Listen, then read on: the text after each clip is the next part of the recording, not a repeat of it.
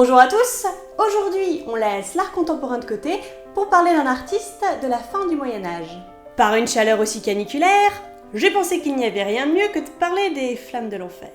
De son véritable nom, Hieronymus van Aken, Jérôme Bosch naît vers 1453 aux Pays-Bas, dans une ville dont je ne m'hasarderai pas à prononcer le nom. Son grand-père et son père étaient également peintres de profession. C'est d'ailleurs afin de se distinguer de ses aïeux artistes que le jeune Hieronymus prend le pseudonyme de Bosch, qui fait référence à sa ville natale.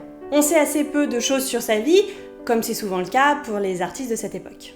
Les registres religieux font état en 1478 de son mariage avec une bourgeoise qui apportera au peintre sécurité matérielle, meilleur statut social et une petite vie sans doute bien rangée. On sait aussi qu'il a appartenu à la confrérie Notre-Dame. C'est une société œcuménique engagée dans la promotion de la communion chrétienne de ses membres et la préservation du riche patrimoine historique de Bois-le-Duc où Bosch aurait passé la majorité de sa vie. Il y est enterré en 1516, ne laissant pour seule descendance que ses œuvres qu'il a très peu documentées et que je vais donc vous présenter en 3 grandes périodes sur lesquelles on s'accorde généralement.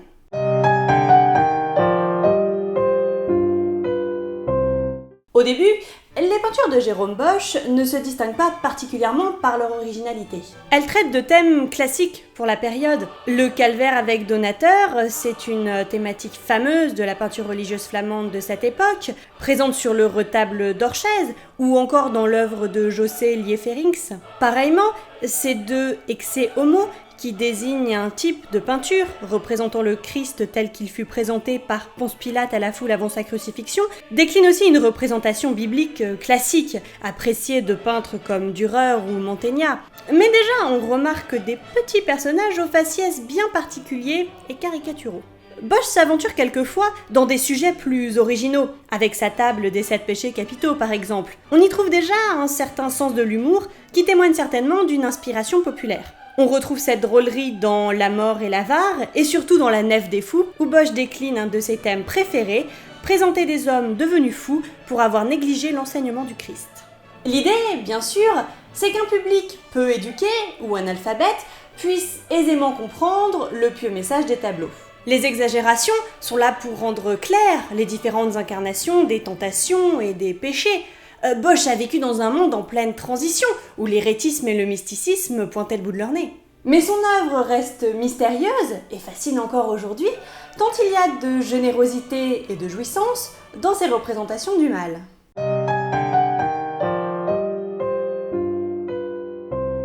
La période de Bosch, c'est celle des grands triptyques.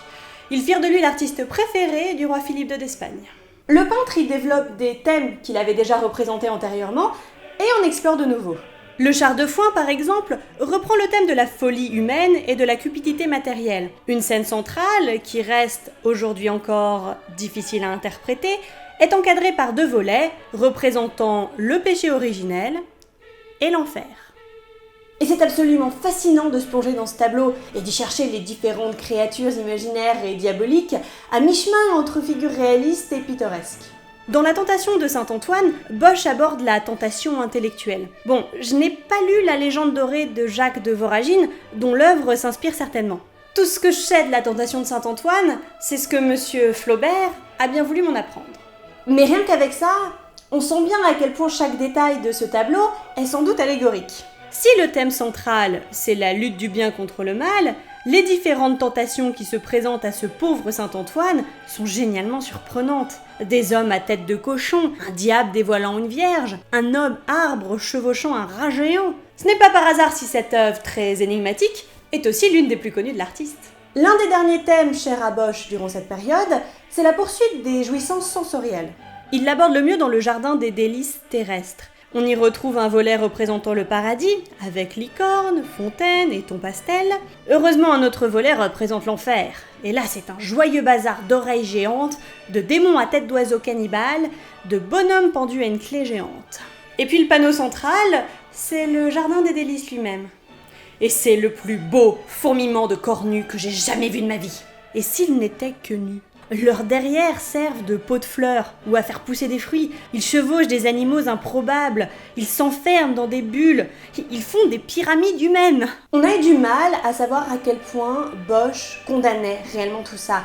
Et certains ont cherché à déceler l'appartenance du peintre à une secte professant l'adamisme, une doctrine qui percevait la nudité comme symbole de pureté.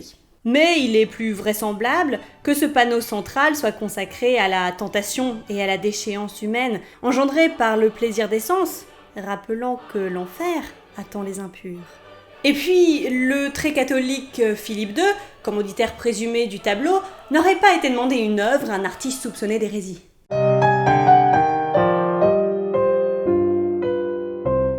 À la fin de sa vie, il semblerait que Bosch se soit consacré à une série de grands personnages, dont Saint Jean à Patmos, qui pour l'époque témoigne d'un grand réalisme dans le traitement du paysage. Ce qui est tout de même assez amusant quand on connaît l'imagination fantasque du peintre. Du coup, même si la qualité et la technique sont très appréciables, j'aime moins cette période, je la trouve trop sage.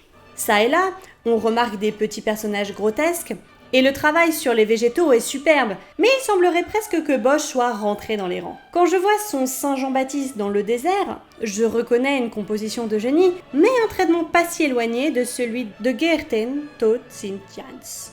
Cette langue, c'est tellement galère, je suis désolée. Heureusement, il ne fait pas que des grands portraits, et dans des œuvres de la fin de sa vie, comme le portement de croix, on est servi niveau faciès grotesque. Au milieu de cette mosaïque de visages difformes, émergent ceux du Christ et de Sainte Véronique, calmes et beaux. Et donc moins intéressants. Mais bon, Bosch vivait à une époque où les artistes devaient servir des causes pieuses, donc on peut pas vraiment lui en vouloir. Parce que quelque part, peu importe le génie technique du bonhomme, ce que je préfère chez Bosch, c'est quand il représente l'enfer. Et quelque part, j'ai raison. Car Bosch est un artiste qui va avoir une influence considérable sur le XVIe siècle. Franz Verbeek, Peter Wyss et Peter Bruegel l'Ancien suivront clairement ses traces. Et ce que beaucoup retiendront de lui, c'est bien sûr sa bizarrerie. Cette bizarrerie, beaucoup se sont essayés à l'interpréter sans jamais tout à fait la comprendre. Bosch fut d'abord perçu comme un des derniers gardiens du symbolisme médiéval, un homme pieux, moraliste invétéré, et qui donne dans la morisation à la dure, impitoyable. Mais au fur et à mesure que les érudits se penchent sur la question, la personnalité de Bosch et le sens de ses tableaux deviennent de plus en plus complexes, voire inextricables. Et comme quoi, on n'a pas besoin de donner de sens à tout pour marquer l'histoire de l'art. Puisque Bosch a influencé de grands mouvements de l'art moderne, comme le surréalisme, et qu'aujourd'hui encore, des œuvres d'art contemporain lui font écho. Et voilà qui conclut ce retour sur la vaste œuvre de ce géant qu'est Jérôme Bosch. J'espère que ça vous a plu de découvrir ou de redécouvrir cet artiste. Quant à moi, il ne me reste plus qu'à vous souhaiter une bonne journée et à vous dire à bientôt pour encore plus d'art.